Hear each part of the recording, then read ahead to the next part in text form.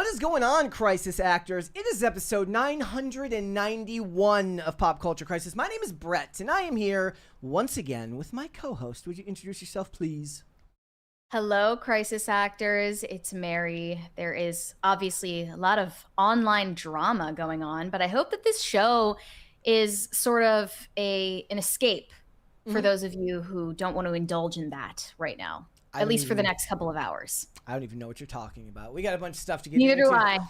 I've heard things, but I have no clue. So we got a bunch of stuff to get into today, ladies and gentlemen. But before we get started, would you please hit the like button on this video and subscribe to the channel if you are new here and you have not subscribed here yet already. We are at 395,000 subscribers. We are closing in on the 400,000 subscriber count, which is fantastic. We are in the lead up also, ladies and gentlemen, to episode 1000 of Pop Culture Crisis, which is a surreal thing to think about. So hit the like button, subscribe to the channel if you're new here, watch the segments when they come out, all of that stuff. Thank you guys so much. What are we getting into today? Well, because Mary is here, we're going to talk about The Devil Wears Prada 2.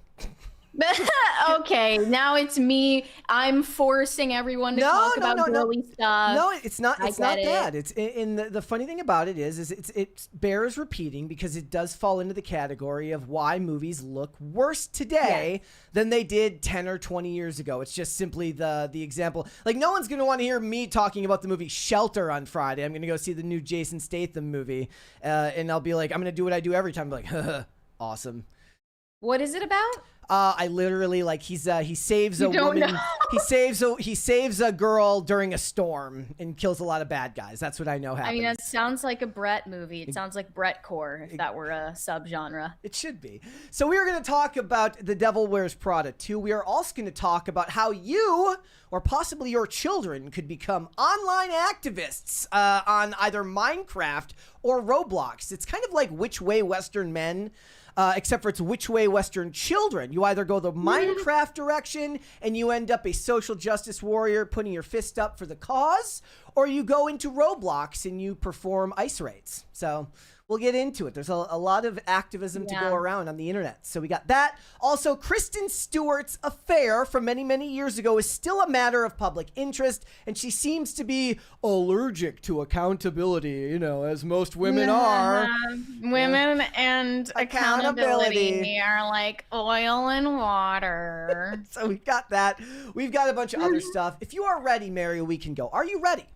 Yeah, let's go. Let's go for it. Oh, by the way, guys, remember, we will get to all the super chats at the end. 20s will be read as we go. Let's get to 2 crisis parties today, huh? Let's get to 2 crisis parties. All right, let's get started. Okay, so we're starting off with a truly shocking and quite dark story, actually, regarding the Today Show anchor, Savannah Guthrie. Her mother has been reported missing as of this past Sunday, and it appears she was abducted, and there is currently a homicide investigation underway.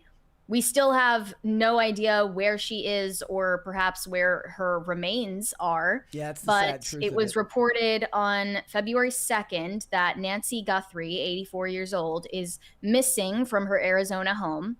According to the Pima County Sheriff's Department, she was last seen Saturday night around 9:30 p.m. local time. During a press conference on Sunday night, Sheriff Chris Nanos confirmed that search and rescue teams were looking for Nancy by ground and air, and confirmed that a family member called 911 earlier in the day to report her missing. And according to him, deputies have contacted local hospitals, but none in the area reported seeing her. He said, "We're throwing everything at this that we can." Guthrie's 84 years old and not of good physical health, and naturally that's a great concern. She also hasn't had her daily medication, which she needs to survive, so it's looking really bleak for her right now. They're not ruling out foul play at the moment. He said, "This is very concerning to us.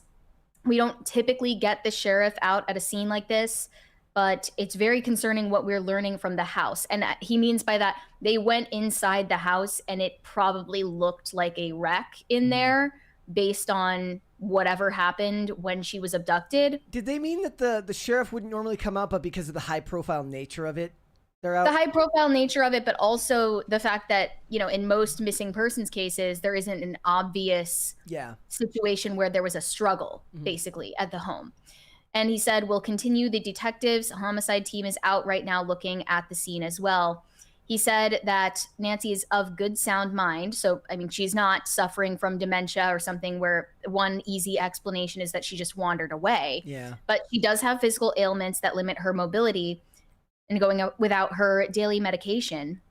She also, Savannah Guthrie was, of course, not present at the taping of the Monday Morning Today Show episode, but she did share a statement that they read on air that said, on behalf of our family, I want to thank everyone for the thoughts, prayers, and messages of support.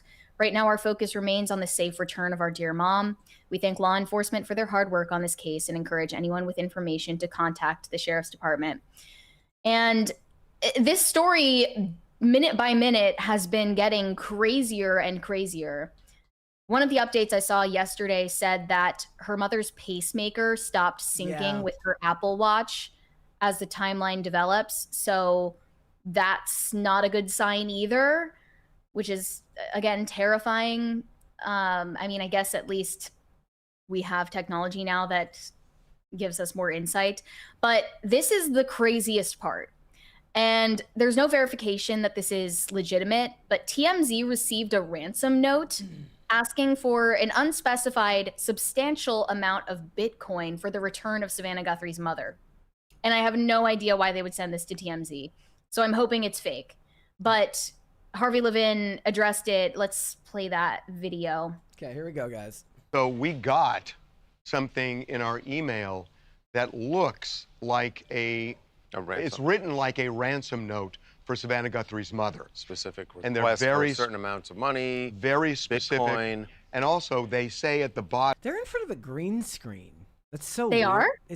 Oh, I thought it was actually in the office. No, I mean, if it is, it's weird. It's lit weird. But like, if you look at who's the guy on the left? I always forget his name. He's like literally back against the guy in the chair. You can't see it in this shot, but he's like the guy in the background here. He would literally be elbow on top of him.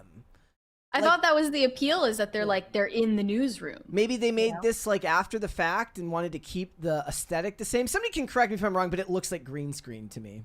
there are certain things they're saying about what she was wearing and damage to the house. That they're clearly saying to verify that it's us. We know what we're talking about here. So we've contacted the Sheriff's Department, and we want to get them this letter. We had a little trouble getting through to the right person, but the person we spoke with is now forwarding this to somebody in the Detective Bureau.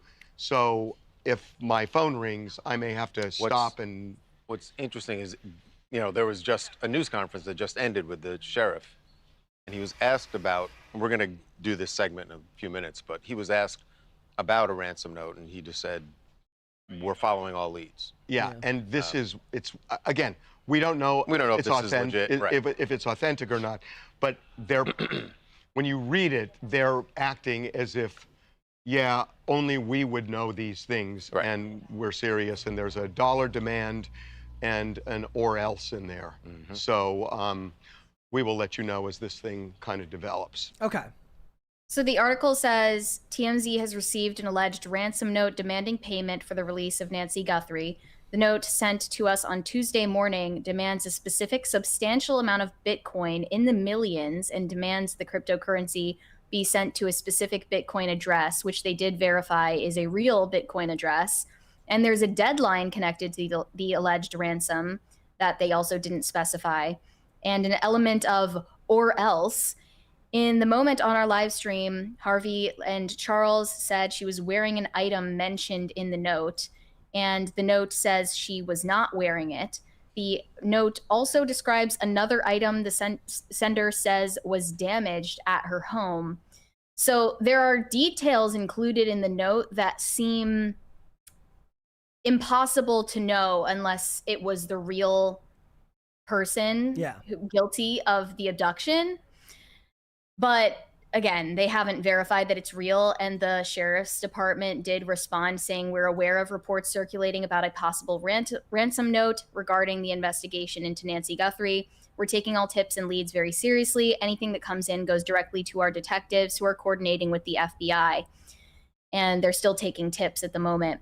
But it looks like, and this is the craziest part, since we haven't gotten to it yet, the prime suspect for the abduction is Savannah Guthrie's brother-in-law and sister. Is there a reason why they're suspects?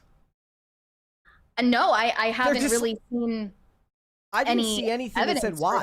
Like, I didn't see anything saying, like, other than just it seems like the craziest version you could tell of the story. I didn't see any explanation as to why.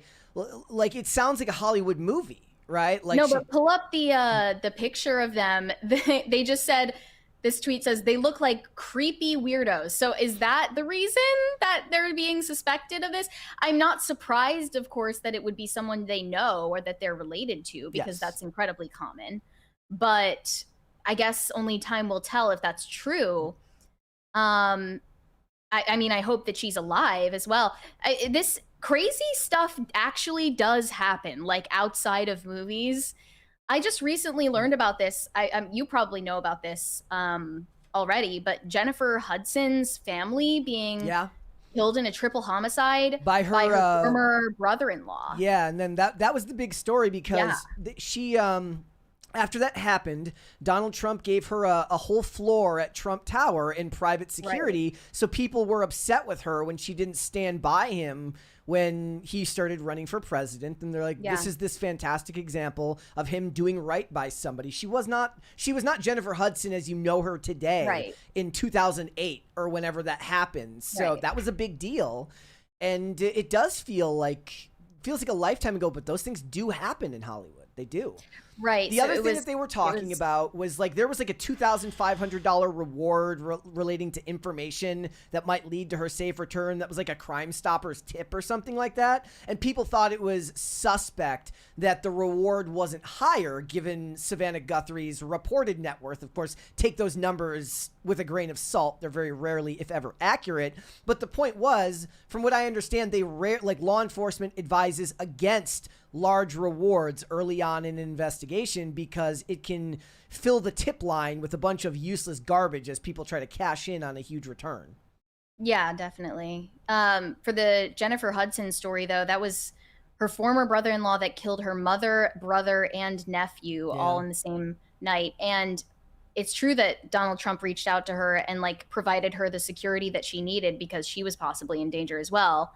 And there were recent clips of her at the Grammys just the other night, sort of stifling her laughter as they were cracking jokes at Donald Trump's expense, because obviously, you know, she owes him at the very least, you know, silence when it comes to the trash talking that Hollywood constantly engages about him because of the way that, you know, he reached out to her when obviously, you know, she had no reason or right to expect that. You would hope that that would be repaid at least with her refraining from laughing at him in a party. Moon at Noon is right. Jill Biden's husband, ex-husband, has been arrested for killing his current wife. So these stories crazy stuff. What is going on? Everybody's losing their mind. I guess like maybe the Nothing Ever Happens gang is not being vindicated this time because things are happening. That's you and I who are, well, ours is nothing ever changes. Stuff happens, nothing changes. But it doesn't appear that the Savannah Guthrie case is politically motivated. No, it's no. Probably inter-family conflict. That's how most of these situations go. Yep. All right. Same in the Jennifer Hudson case. But yeah, crazy stuff. All right, let's move on. We've got more stuff to get into. This one's a lot less serious. Yeah. So Jason Bateman has a podcast with Sean Hayes and Will Arnett called Smartless. And I have no idea why, but, you know, 2 years after the Brat Summer trend, they're interviewing Charli XCX. They finally got around to it. And he decided to bring up an uncomfortable subject for her, which is family. because she does not have any kids. And apparently, you know, his producers failed to provide him with a sheet of bullet points about Charli XCX. Obviously, we wouldn't expect Jason Bateman, of all people, to be educated on the subject of Charli XCX and Brat Summer. But, you know, he just went in blind with this interview and asked her. I think that's actually why people get so annoyed when celebrities pretend to be hip or pretend to be up on whatever the current thing is. Because you know that if they're doing it on like a live show, some poor like intern had to type up a bunch of, you know, bullet points and then bring it to them so that they could. Who is the politician that was doing like a Zoom interview and they're like, what's your favorite Taylor Swift song? He's like, I don't know, all of them. Was it Gavin Newsom? Gavin Newsom, like, yeah. You know, all of them. I love all the Taylor Swift songs. Yeah, he was trying to get the brownie points from the Swifties, and it didn't turn out well for him. But Jason Bateman just went in blind to this interview and assumed, I guess, that Charli XCX is single when she is in fact married, and point blank asked her if she plans on having kids and if she plans on having multiple kids, because I think they were relating on the subject of both being only children and the dynamic that creates with your parents or how that forms your personality. So let's just play this clip. Here we go. Does that mean that you would love to have more than one kid, or would you like to have a kid that has the same sort of experience as you, where it's the only child and then you get to just kind of nurture and protect and? I actually don't really want to have kids. No, none. So, you don't? Wait, why? Yeah. You know, who knows? That could change. Oh, it's none of my business. I love like the fantasy of having a child. Like, I said none of my business. It's like kind of is like you're in the middle of the podcast. If it's none of your business, like what are we doing here, right? It's kind of your time to ask. You've already you're over the precipice. Naming it sounds so fun, but I'm like, that is exactly a sign to me as to why I should not have one. The fact that feels like the coolest part about it. Like, maybe I'm not ready. You know, But you know, all that could change if you might. I mean, I'm sort of. I guess I'm backing into giving myself a half-assed compliment here. But my wife did not want to have kids. So the story goes. So she tells me, and she didn't, and you adopted yours. And she said once we started going out and she was like, okay, I think I can have a kid with this guy. So you might find somebody. Well, I'm married. So. There you go. Shouldn't he have asked, like, so are you married? Like, I don't think it would have been out of turn to, maybe the idea is like he would have felt like he sounded like he didn't know what he was talking about if he asked if she was married or not. But he could have just asked the question ahead of time, like, are you married? Are you in a relationship? Rather than get caught in that position there. I gotta read. So a newspaper one of these days. You know, it's okay. No, that's why you're here. I was enjoying. I knew immediately like where you were going to go. I knew my response. I was really looking forward to it. So maybe your next husband, you're going to want kids. Exactly. I mean, he actually handled that. He handled the fact that he didn't know what he was talking about perfectly well. He sidestepped and made it slightly less awkward. They both did. Well, yeah, she also was gracious in her response. She didn't seem like she was mad at him. No, not at all. Now her fans have heard about this interview and are dragging Jason Bateman across social media for making these misogynistic assumptions about her. He said, you know, at the end they're like, oh, your next husband then. Like, that wasn't really the save for that interaction. Like, I don't think that really saved him. And then him saying that he needs to read a newspaper one of these days just adds to how out of touch he sounds, because who reads newspapers? Well, it is called Smart Less, so. Yeah, and it's like, it's just kind of perfect for the name of the podcast that this would happen. Yeah. But he's getting tons of backlash for this, and I don't think he deserves it. I think that, you know, he probably should have done his research on her before the podcast, but it's actually kind of outrageous to me that people are acting like this is some bizarre question to ask Charli XCX when, you know, if he had done his research, he would have found that she has a whole song about wanting to have kids and having conflicting feelings about whether or not to have kids. And this is something I think we've discussed on the show before. The song is called I Think About It All the Time. And she reflects on her thoughts and feelings about the future, especially regarding motherhood, shares her uncertainties and existential questions about when or if she should take that step in her life. It's an introspective piece that explores her contemplation on this significant life choice, given that she's in a long-term relationship and is now married to actually one of the members of the 1975 named George. Drummer, right? But yeah, the lyrics say, I think about it all the time, that I might run out of time, but I finally met my baby and a baby might be mine. And maybe one day I might, if I don't run out of time, would it give my life a new purpose? And she's also like toying with the idea of going off of birth control. And she is questioning whether she really values commercial success over the window of time where she can have children. And now that she's actually finally reached commercial success with her most recent album, that ought to shift her priorities, but it appears in this new interview that she hasn't changed her mind and doesn't plan on having kids at all. But it's just funny how these people like pretend to be experts on the subject that they have no idea what they're talking about, basically. But the thing is like it's a 1.5 minute clip of an interview that could have gone an hour, maybe an hour and a half by the time it's edited down and stuff like that.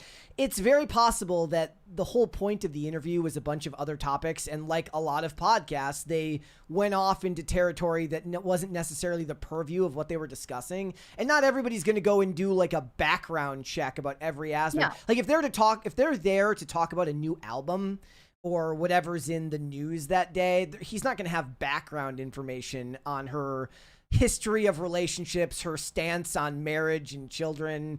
Like, No. if anything, this is a side effect of media framing to turn something that wasn't really all that bad into, something more.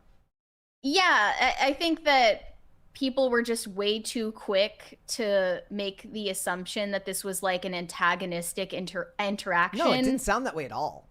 But when you actually listen to it in real time, it's nothing like that. Yeah. And they're calling him a creep and saying that this is invasive and he's overstepping boundaries.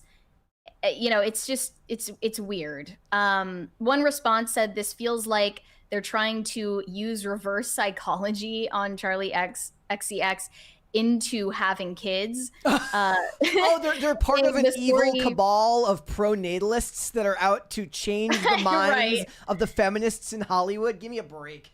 They're saying the story could have easily been framed with Charli being the weird one, but that might radicalize her further against having a family. So that instead they're making Jason Bateman out to be the bad guy, raising the issue, but not pissing her off in the process. That's a very devious plan. I think this also unlocked a fetish for some women, because I saw one reply that said it's so hot when old guys ask vaguely inappropriate questions because they refuse to get with the times. So that was a turn on for some people. That's one I didn't need to know existed. And one of her fans said, "Is this the only question men can think to ask women?" Again, from a minute-long clip of an over an hour-long interview where they asked her plenty of questions about her career, but just one question that's more personal in nature, that's overstepping a boundary. And the reason why she's doing promotion right now is because she has a new documentary produced by A24 called The Moment, which is essentially all about her recent album cycle. And the point of the title being The Moment is that you only have one moment of being relevant, really, most people in the public eye. And after that, you fall off and you're at the mercy of the court of public opinion. And if people don't find you interesting anymore, they throw you away just as soon as they picked you up. Should be okay. And it's learn to be okay with that too. That's something that she actually wrote about in her songs, especially that one about motherhood, is that, commercial success is so fleeting. She's looking for a more permanent sense of purpose and meaning in her life. Mm-hmm. And yet it seems like despite all of that introspection, she did not come to the correct answer, which is that she probably would be happier having kids, and she could easily actually balance that with still creating music. Although I won't discount the fact that it would probably, you know, stifle her career.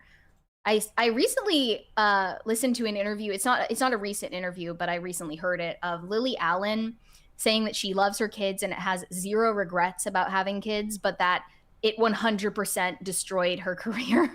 Like, she was definitely on track to become way more famous than she is now. Jennifer Garner was giving, like, there was like a thing in Evie, because that's like one of the go-tos for Evie magazine, is like they get some random celebrity who says like something like mildly not hating of children, and then they make a post about it, right? This is revolutionary. Yeah, and it was like Jennifer Garner, and it was like, it didn't seem like a sacrifice at the time, which is just something a normal mom would say. And they're basically like, everybody clapped for her for doing the bare minimum of like not hating her own children. Or not killing them in the womb. Yeah. Like, that's how low the standards are now. We're really praising a fish for swimming at that point. It's kind of sad. Yeah. And, you know, the reality is, it is a sacrifice. And there's really no reason to sugarcoat that fact. Yep. I don't think that telling people a falsehood is going to change their behavior. Like, everyone knows deep down that when you have kids, that it requires a lot of sacrifice for both mothers and fathers. Yeah. And absolutely. I guess more of a visceral sacrifice for a mother, because you're carrying and nourishing the child with your body. But like, saying that doesn't come with sacrifices is just delusional and possibly a malicious lie. That doesn't mean that people shouldn't do it, though. Like, I did mention this before on the show, that, you know, I was interviewed for this op-ed or whatever in I forget the outlet, but they didn't include my comment. And this other person whose comment did get included, like, she said, oh, having children shouldn't limit your personal freedom at all. And she thinks that this is some kind of pro-natalist take to claim that having children doesn't limit your personal freedom. Yeah. But in reality, everyone just reads that and rolls their eyes, and they're like, that's not true. It's so obviously not true. It doesn't even merit consideration. Like, it's obviously false. I don't think that she was necessarily intentionally lying about that, but it's just like, that's not how life works. Okay, fair, when you create a new person, you're obviously not an individual anymore. To be fair, like, we don't even usually get this far in the discussion. It's like when people talk about Eva Mendes, what she gave up to have kids with Ryan Gosling, where basically they had to sit down. They're like, whose career is more viable right now? And they're like, well, his is, because he's Ryan Gosling, and now they have however many kids, and they're very happy. And usually that discussion breaks down into like, she should have never done that. She should have been able to have whatever career she wanted, not understanding that she made that sacrifice of her own volition because family mattered more.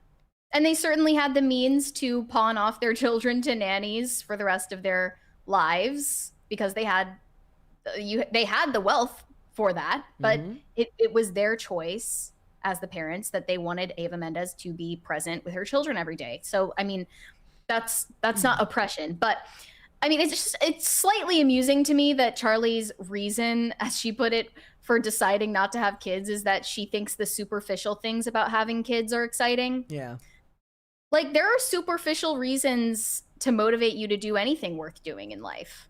Give me an example. Like, I've heard that from people who talk about discerning the priesthood or discerning, like, joining a religious order, that, you know, you think that the fits go hard. Like, if you think that the habit that a certain religious order wears looks cool, you're like I'm aura maxing. Yeah, it obviously needs to go deeper than that, and you need to have better reasons to dedicate your entire life to that, or any other thing worth doing. But if you're attracted to it for a superficial reason, like that you think that you would look cool in a priest's collar, or you think that it would be fun to name your child, like, there's nothing wrong with going based off of just that superficial reason and then it having to deepen over time. I don't really understand that. They used to do the commercials for the community colleges that run during the day, all about like wearing scrubs to try and get you to sign up to be like a certified nursing assistant. Look at any, you know, military recruitment video. Obviously, like, people are attracted to things that require a lot of commitment and sacrifice and difficulty based on superficial reasons, and there's nothing inherently wrong with that. It's just how our brains work. Ethan Miller in the chat says, I joined the Marine Corps for 8 years because I was bored. There you go. Yeah, and sometimes that's a good enough reason, at least at the beginning. And speaking of people, you know, pretending to be experts on a subject where they have literally nothing to say about it, I recently saw this headline: Anna Kendrick's "No therapy, no date" rule draws backlash. To which someone responded that Anna Kendrick is 40 years old and has no children. Yeah. And has never been married, by the way. Yeah. And she's giving people dating advice, which is that you shouldn't go on a date with a man who doesn't go to therapy. Haven't heard that one before. Perfect. That's a new one. Well, she'll have to. What a novel concept. She's like, they just can't handle my Pitch Perfect job, my career in Pitch Perfect. That's okay. All right, let's move on. What would you like to see, cringe or cute of the day? Let's see the cringe first. Okay, here we go. It says, unedited from a Palantir puff piece. You know, I mentioned Person of Interest the other day. You know, Person of Interest mentions Palantir in one of its seasons back in 2015.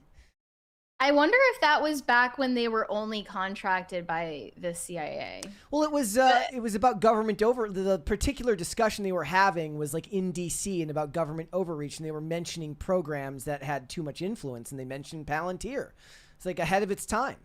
All right, here we go. This is Alex Karp, by the way. I freaking thought it was Taika Waititi at first. He's I believe, the CEO of Palantir, okay. And this is what he said in an interview that he knew would be watched by millions of people. Okay, here we go. See it. And so I have a lot of a deep understanding and I'll get to this, and deep appreciation for the German culture. I think one of the craziest things is, you know, this whole thing online where people like laud the Nazis. Like, I spent a lot of time talking to Nazis, like real Nazis, and like understanding what made them tick and what made them. I mean, part of the crazy thing about people laud the Nazis nowadays is, bro, kind of sounds like Robert Downey Jr. There's not a single Nazi that would ever have included them in their movement and would have shipped them off to the camps quicker maybe than they shipped me off to the camps. But it's like but thing that was. This is the worst thing I think maybe you've sent me. Outside of the music cringe, this might be the worst. Is crazy unique about America. Okay. Bro just has zero social awareness. That's okay. Broody Gambit set this in. Palette cleanser, ladies and gentlemen. It says, not the best picture, but Ivory and Timber are stalking the infamous red dot. See, I was always told you weren't supposed to use the red dot because it can like drive them insane. That is true. But you have to like let them catch it once in a while. Well, you have to let them catch it, but you also have to give them a treat so that it gives them the correct, like, you know, dopamine response to completing the chase. But if you don't, they'll like develop cat schizophrenia or something. Oh my goodness. So be careful with that. But yes, very cute. Very cute. All right. I'm having a lot of fun. That cringe was rough, man. Let's move on. So last year we discussed the first images that came out from the Devil Wears Prada sequel, and I was appalled at the outfit choices that were just taken by paparazzi. And now we have gotten to see the first trailer for The Devil Wears Prada 2. And it's even worse. Okay. And, you know, even after the first look photos from the movie, everyone always repeats the same cope response, which is, well, they're not done yet. You know, it looks dull and lifeless because they haven't finished the color grading yet. There's so much work to be done still. You have no idea. But then you see the trailer and it's like, oh, okay, so just the whole movie is going to look like ass. And they're not planning on fixing it at all. So here's the trailer. Here we go. Runway. It's not Meryl just Streep a magazine. It's a global icon. A winding road that brings us back. together again. Hello? Well, look what TJ Maxx dragged in. Sorry. Who is this? Do you know her? Do I know her? I'm Andy Sachs. Andrea? She was one of the Emilys. One of the what?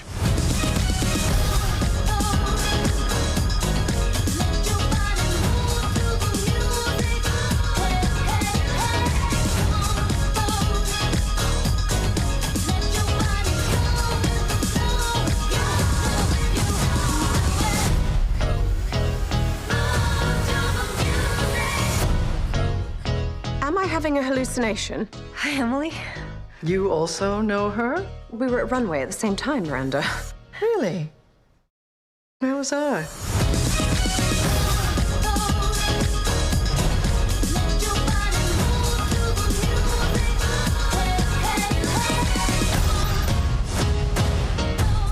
Where would you like to start? I am the new features editor at Runway. No, you are not. Yeah, we are all so thrilled. You know what's funny is you've changed. You have. You're much more confident. Kept those eyebrows, though, didn't you?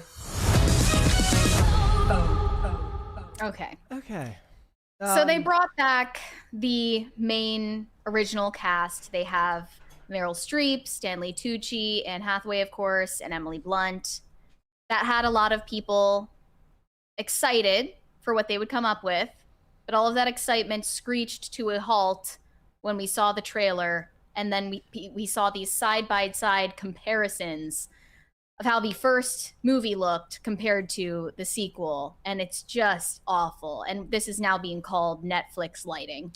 It is. It's flat. It's so bad. It's too even. It's too flat. It's like there's no multiple sources. It's like it's lit with just the room, and there's not any type of alternative light source to give shadow.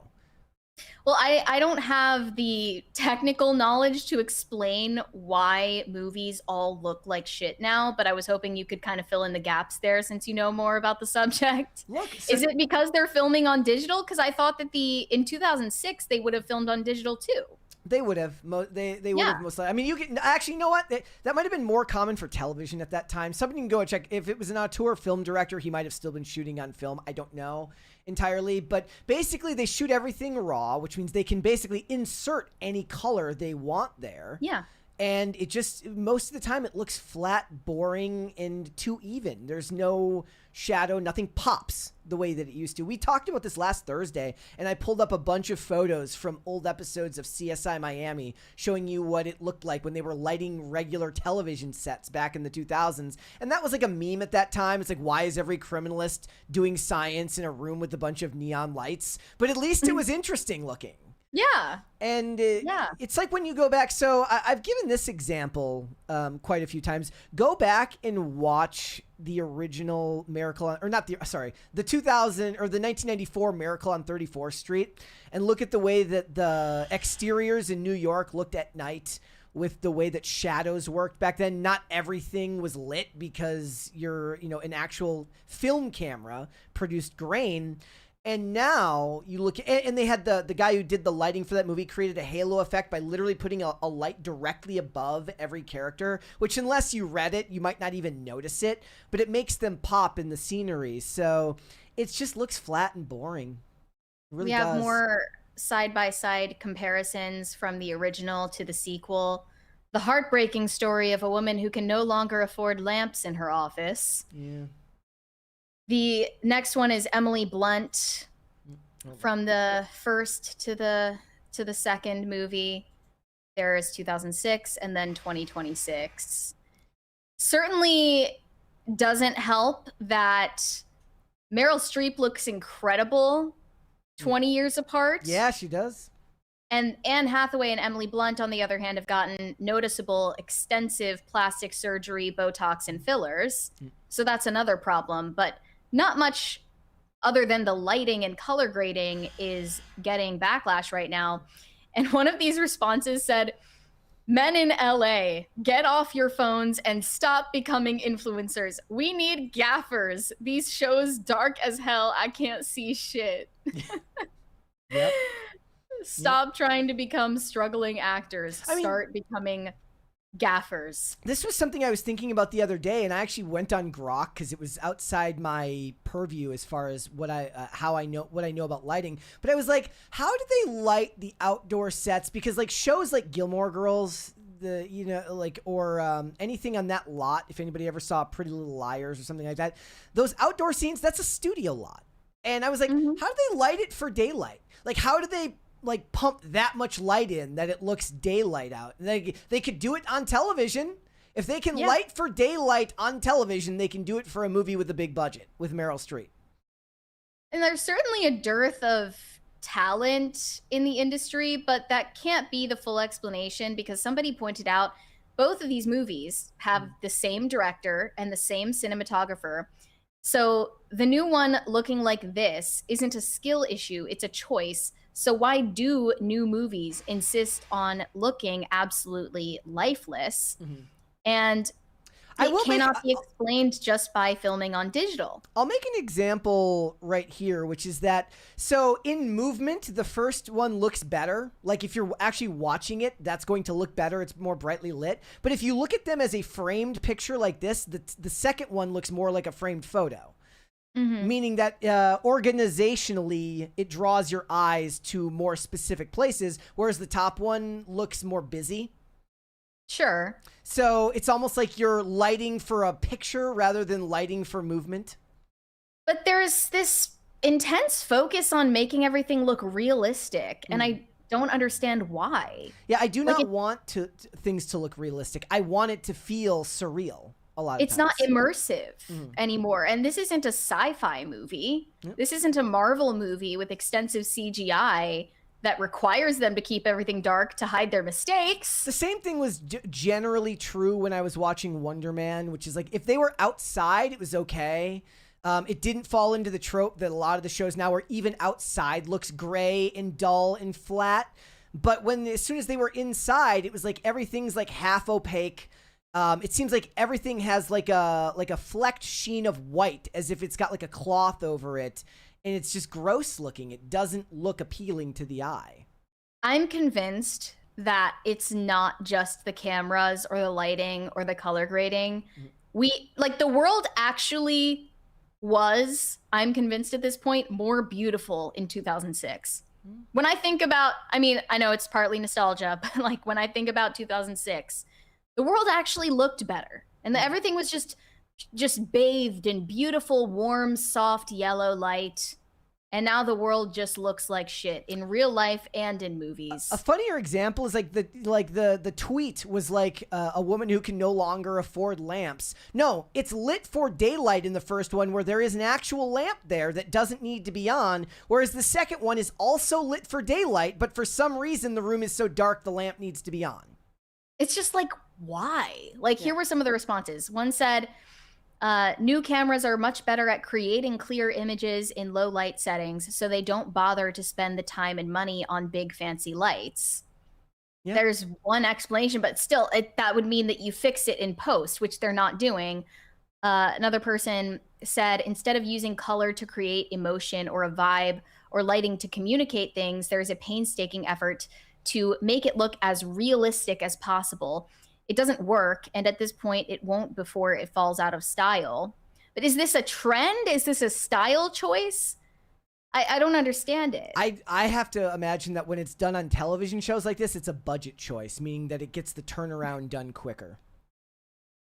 Is it a budget thing when it comes to a theatrical release movie, though? No, it should not be. That can't be.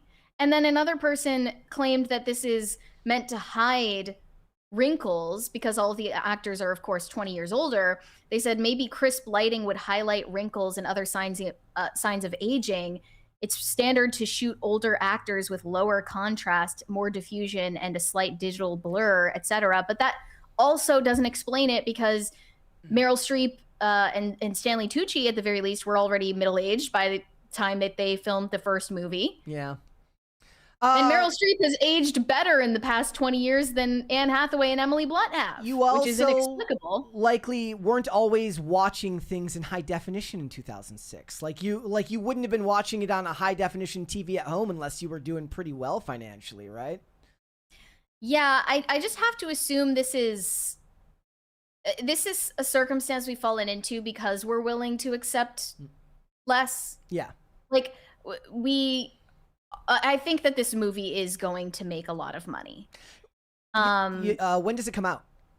May.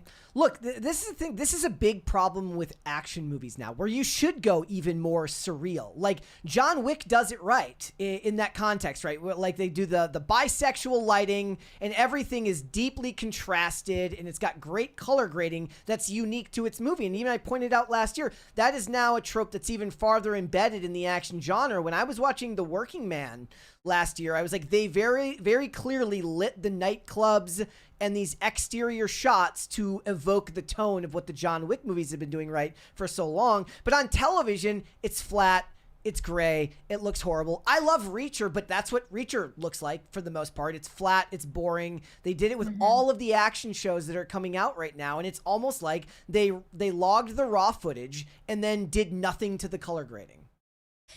This whole conversation is just so maddening because everybody comes out of the woodwork to pretend that they're some kind of cinematography expert and they know the real reason this is happening. Like, one of them said, it's pretty simple. It's so they can fix it in post. They flat light a scene so they can change it however they want later instead of just getting it in camera. It's easier and cheaper. Well, okay, that would make sense if they fixed it in post, which they're not doing. Guys, no, people are saying bisexual. No, I said bisexual. It's a meme. It's a joke. It's when they're lighting a room. That's the official name of the style of lighting. Yes. These lights behind me is technically bisexual lighting. That's green and purple. Yes. It's an inside joke. Yes. So, yeah. But that is actually what it's called. Yes. Another person said Hollywood genuinely doesn't know how to light scenes anymore since digital cinema cameras are so good at retaining shadow information. They don't have to bother lighting scenes properly. Huge detriment in aesthetics. Again, I would accept that explanation if they fixed it in post, but they never do. We got a 20 here from Pop Culture Junkie. Says DP Florian Belhaus has a fairly good list of credits, including Men in Black, one of which was wonderfully Men in Black 1, which is wonderfully shot. This looks like a deliberate choice for some story point reason. It does look pretty muddy. Yeah, there's an episode of House where he's treating a character who he got like retina, like his eyes, like his corneas replaced, and he's like suicidal because like the world is just dark and gray and he doesn't see the world as it is. And then when they fix it, the world is bright and oversaturated to kind of, you know, show you the difference between what he saw before and what he saw now. And you look at that in that show, whenever they would do a depressing episode where either a character would die or something bad would happen, it would be deliberately washed out in its color grading. But it's not like the show was hyper saturated to begin with. It just had a better baseline for its episodes that was closer to reality. The bottom one doesn't look closer to reality to me. No, it doesn't. And this is why I've actually I've obtained old Apple product. I have an iPod Touch, 4th generation, and I have an iPhone 5 now, because the camera quality, although it's technically way worse than what I have on my iPhone 13, it just is more like what I actually am looking at, like in real life. And like real life doesn't look as shitty as this. Somebody also like this is the most smart ass reply that really pissed me off. Filmmakers can shoot far more true to life styles. When was the last time you experienced any high contrast colors in real life? And the obvious response is like, they're movies. We don't want movies to look like real life. That's kind of the entire point of it being a movie. And he said, perhaps filmmakers don't and never have made films for what the public wants. It is, after all, their art. And if they want it to look lifelike, who are you or anyone else to tell them otherwise? The customer is exactly their job. We're the people who make it possible to commercialize this art. Like, we're the ones who are being sold on it. Why do you think they made a trailer? To convince us to buy tickets. Yep. Hello? This is a two-way street.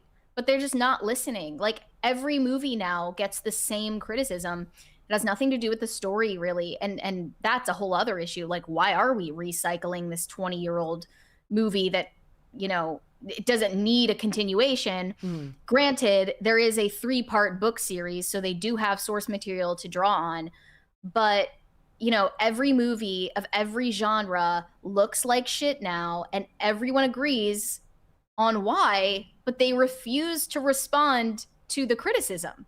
Yep. All right, we're going to move on. We got a 20 here from Pop Culture Junkie. Says, I'll be curious to see if the actual film looks this way. Sometimes trailers are made from work versions before all the grading has been done, and similar to dealing with incomplete visual effects. I mean, most of the time, man, when I see the visual effects now, they are the same as they were in the trailer. I did post a link in the YouTube chat, guys, for this video from a YouTube channel called Like Stories of Old. This is a very, very well done video called Why Movies Don't Feel Real Anymore, and it goes into detail about why it is not just CGI that, you know, that movies don't feel true to life anymore, and lighting is a part of it as well. I recommend after today's episode going and watching it. I think it's about 30 minutes long. It's really, really good, so you should go and check that out. As for the response that like they're just gonna fix it in post and the trailer isn't going to look the same as the final product, I just don't believe that, because especially with all of the backlash that Wicked and Wicked for Good got for the lack of color grading. Did you see the memes that were like making like lighting my life or color grading my life like Wicked, and it's just they show a bunch of videos and then they just desaturate and fill it with like It looked exactly the same in the final product. So I don't have hope that they're going to save this. All right, personally. Let's move on. Let's talk about activism in Minecraft. Yeah, so they're indoctrinating children to become mini BLM activists in Minecraft now. That's a real sentence that I just said. Minecraft is now promoting a new DLC called Good Trouble, which aims to educate children about the history of civil rights activism using Minecraft gameplay as the medium, because we can't expect children to listen to adults talking or read books anymore. They have to learn with video games. So we're going to have to meet them where they're at in their shortened attention spans. But they say, want to change the world IRL? Start in Minecraft. In the free Good Trouble DLC, explore global civil rights movements, meet change makers, and learn how to stand up, speak out, and build a better world. It's like when they did that Doctor Who episode about like Rosa Parks. Yeah. So let's take a look at some of the visuals here. Walk with civil rights leaders. I love the soaring. I love the soaring Aaron Sorkin music. Let's continue. Amazing. Great stuff. You can meet John Lewis, Malala Yousafzai, props for Rosa Parks. I don't. I just make it up. Rosa Parks is there. Wow. Make Good Trouble. So that's a real thing. And someone responded saying, this is actually a really smart way to teach kids about civil rights history, way more engaging than a textbook. If it gets younger people interested in stories and movements, that's a win. It is not a win that you need to resort to using video games to teach children about history now. Yeah. It wasn't always like that. They would learn, I mean, I'm not saying it's perfect, but they would learn from textbooks because they had attention spans up until recently. Now they're brain rotted to the point where they can't engage with anything unless it's stooping to their level. But anyway, I disagree with that premise, but I looked through and apparently there is an education arm of Minecraft. You can go see their description of Good Trouble on their blog. Explore social justice in Minecraft, Education Edition with Good Trouble. It's a crucial moment in the ongoing movement for social justice. More and more calls for fair and equal participation in society are ringing out around the world. To help educators explore these important ideas with students, we're introducing a new set of resources designed to help your learners join the conversation around social justice. We announced Good Trouble Lessons in Social Justice for Minecraft Education Edition, along with a donation to the NAACP Legal Defense Fund. Today, we're announcing the first lesson in Good Trouble is now live.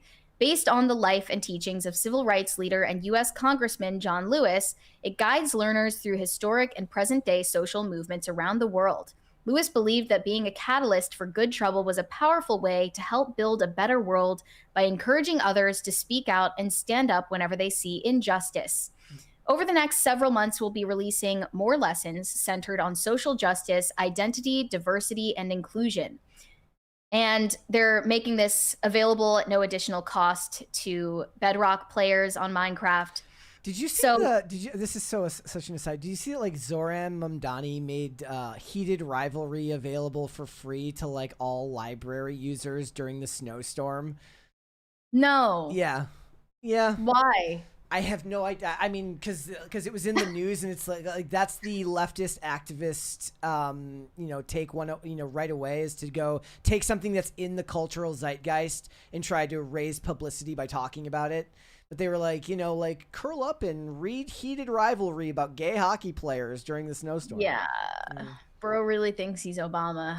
And of course, this was conjured up by members of the consultant class. They developed Good Trouble in partnership with educators from the U.S. with over 40 years of experience between them. Felisa Ford, Natasha Rochelle, and Ken Shelton, one of whom has already deactivated their X account. Why? Because they were getting backlash? Yeah, and they also turned off comments on the official trailer for the DLC. This material relied on support from Teaching Tolerance, a project of the Southern Poverty Law Center that provides free resources to support social justice and anti-bias education in K-12 schools, which means, education on why you're inherently evil if you're white and male. In this activity, students meet Congressman John Lewis to learn about his philosophy and story of his life. Then they'll join him on a journey around the world back in time to meet leaders of social justice movements who've had an impact on millions of lives.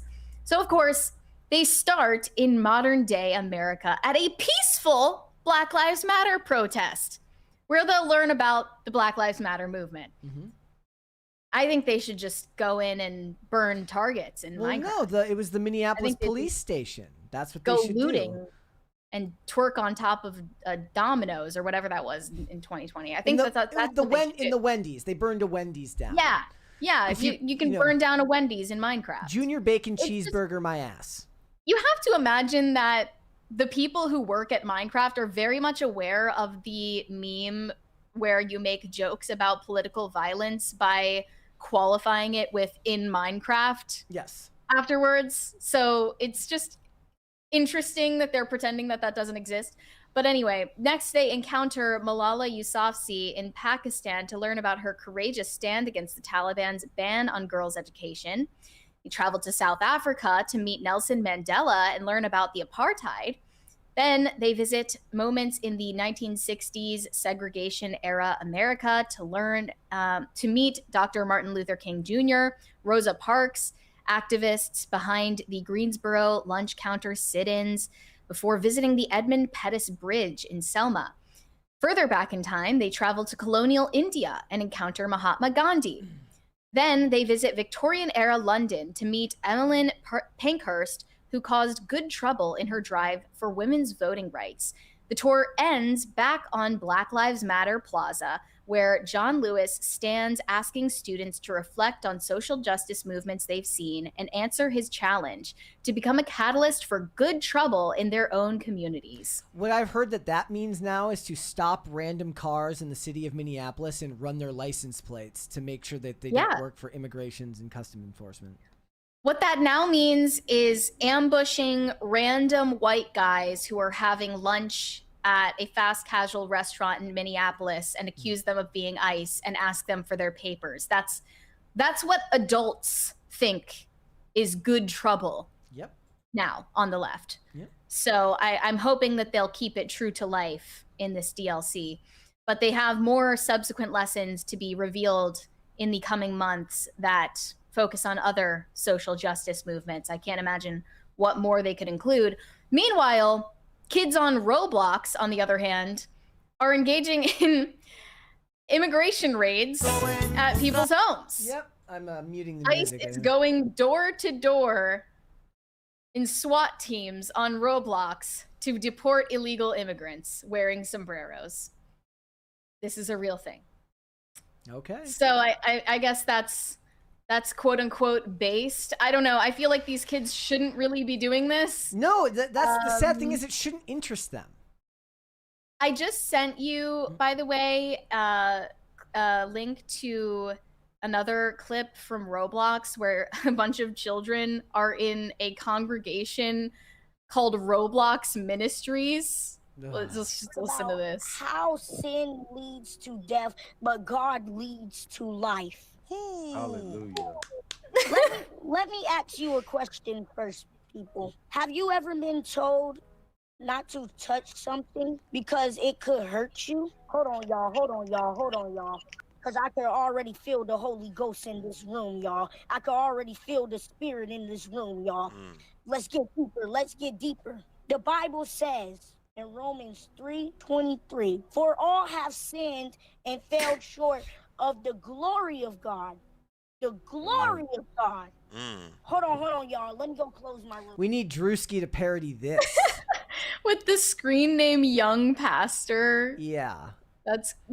Anyway, this is just like it's just pandemonium. Well, honestly, it sucks because kids shouldn't have to worry. Like, maybe I'm gonna release my boomer energy here and say they should be wanting to play baseball or do something other than something that's socially conscious, whatever that is, for whatever side it is. Yeah. It feels like an admission of defeat when the kids are focusing on stuff that adults should be worrying about. Yeah, they should be like chasing each other with sticks and playing with mud and eating dirt. Whatever. I mean, I say that and it sounds trite, but like, I'm not that old and I did that when I was growing up. I went out and I played with dirt and dug holes in the dirt. It's good. Kids should do it. And this is just scratching the surface of what's going on these platforms. I just saw this. I mean, it's been going on for a while, but children are constantly being groomed and victimized on Roblox, especially. Yeah. I just saw this new headline. 2 sisters in Florida, ages 12 and 14, were rescued after allegedly being kidnapped by a 19-year-old they met on Roblox. The suspect has now been arrested and charged with kidnapping. My gosh. Why are parents allowing their children to have unfettered access to the internet? Why do they think it's okay just because it's a video game? I don't. Or because it's, in this case, educational. Yeah. I don't think they actually grasp it. They don't grasp the depths of which these things can become a problem. By the way, everyone knows that I'm a Matt Walsh stan now, so the cat's out of the bag there, but he was recently talking about this new trend called FAFO parenting, started by a mother who threw her child's iPad out of the car window because she was misbehaving. And it's like, congrats, I guess, on solving a problem that you caused by giving your 6-year-old an iPad for a 10-minute car ride. Like, that sounds like a problem you caused. You created an emotionally dysregulated child that can't cope with not having access to a tablet. But congrats for throwing it out the window. I mean, I guess we're better off as a society. The more... Thank you, guys.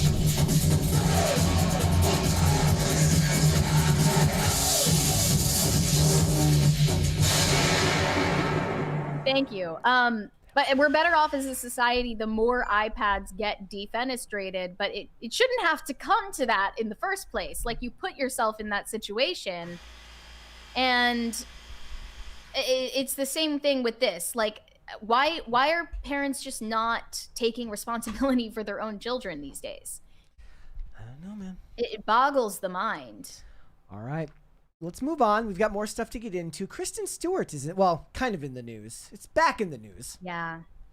Well, I'm sure a lot of you know about this already, but back in 2012, Kristen Stewart found herself embroiled in a very public and entirely self-imposed cheating scandal when she cheated on Robert Pattinson. They were still in the process of promoting the Twilight franchise together. They had fallen in love on set, which was, you know, of course, a matter of public interest. But she was simultaneously starring in Snow White and the Huntsman, which was directed by Rupert Sanders.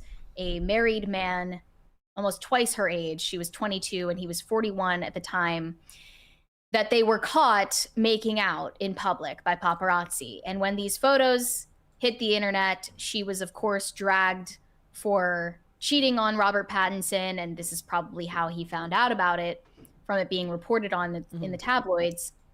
And back in 2019, Kristen Stewart did an interview with Howard Stern where this did come up. And it's now being recirculated and caught new interest for some reason. Why do you think that is? Like, why do you think that sometimes these stories just recapture public interest? It's very weird. Like, now when you're a celebrity, you just have to live in terror of whenever your biggest scandal will somehow like make its way back to the public. Right. And then you have to survive another news cycle. You can never live it down. Yeah. And by the way, guys, this was totally unintentional that this subject is something we're covering today of all days. If you have been aware of the drama going down on right-wing Twitter, which if you're not aware of it, you're probably better off not even looking into it. But I'm just going to say that's a total coincidence. And it was something that I tweeted about before I was aware. Anyway, so this is from her Howard Stern interview. Howard Stern brought this up and he said, "You were falling in love with Robert Pattinson on set," which, by the way, I think is the biggest mistake an actor can make. And then she cut off Howard Stern, interrupted him, and said the following in different, blips of the conversation that were tied together here. She said, "I couldn't help it. It's so weird, like actually being honest about this. It's been so heavily consumed. I have this fear that people would assume that maybe I'm like, it's kind of attention-y, like, oh, cool, you're still pushing that narrative or whatever. It's like, no, I've actually never been allowed to just say what happened because I was so self-conscious about seeming like an attention seeker. We were together for years. He was my first love." When she says that, is she talking about Robert Pattinson? Yes. Okay. She's talking about Robert Pattinson. And she also said that, at the time, that was the most committed relationship she had ever been in. She definitely, despite not having traditional values, thought that they were going to get married and it was for the long haul. Yet she cheated on him nonetheless with a married father of two, twice her age. That's not to exonerate Rupert Sanders' part in that situation. Obviously, he was responsible as well. But she faced most of the backlash. Well, she's a more front-facing person than he is. It's just not less is going to come to him just because people don't know he exists. And it's not because of sexism.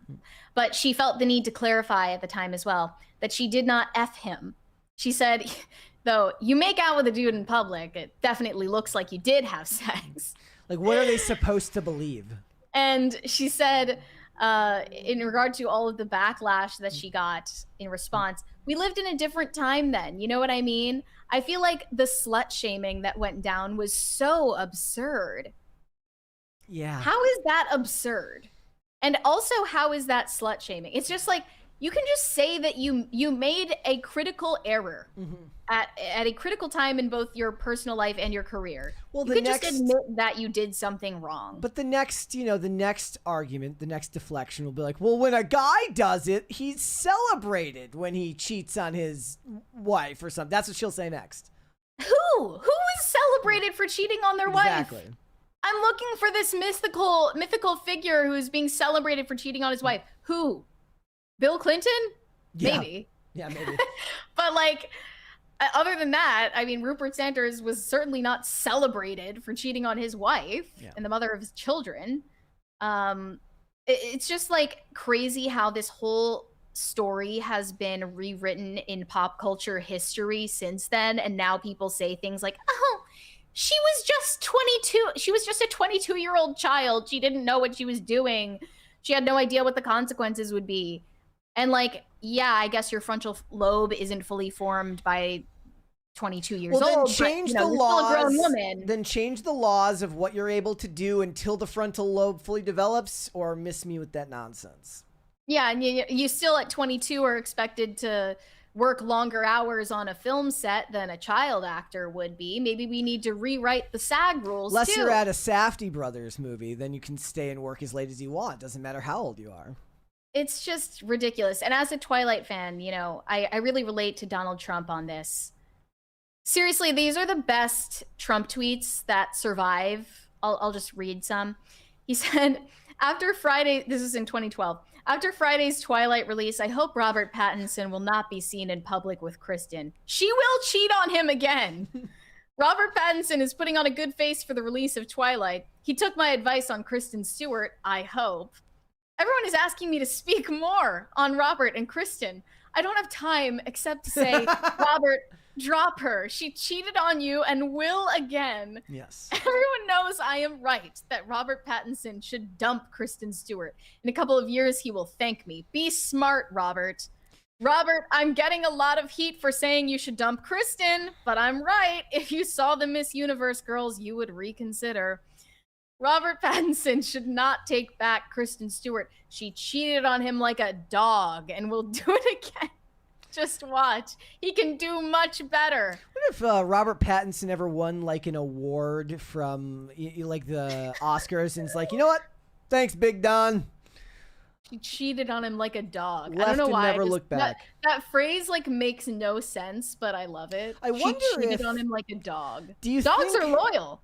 Do you think that her reaction, do you think the way she is now, which is like she seems to intentionally ugly herself up and make herself look less attractive to the world around her, do you think that is a feminist response to the backlash that happened in 2012 or whenever this happened? In part, yeah, I absolutely believe that. I think that she's not the only example. I feel like that breakup really broke her mind, and this happens to non-famous women too, where like there's just one formative breakup that just totally warps their view of themselves and relationships forever, especially if they had all of their emotional investment tied up in that relationship. Yeah. I see the same thing with Selena Gomez, honestly. Like, you just have one like canon boyfriend that sticks in your mind forever, and you are effectively, like, as they say in the red pill sphere, alpha widowed. If you were truly in love with this man and it was you that effed it up and ruined the entire thing, which she admitted to in her public apology at the time. She said in a statement to People, "I'm deeply sorry for the hurt and embarrassment I've caused to those close to me and everyone that this has affected. This momentary indiscretion has jeopardized the most important thing in my life, the person I love and respect the most, Rob. I love him. I'm so sorry." And of course, that is what led to their breakup. There was no salvaging it after that. And now she's like conveniently gone les, although she doesn't publicly identify. By the way, you were talking about Kristen Stewart, not Selena Gomez, right there in the.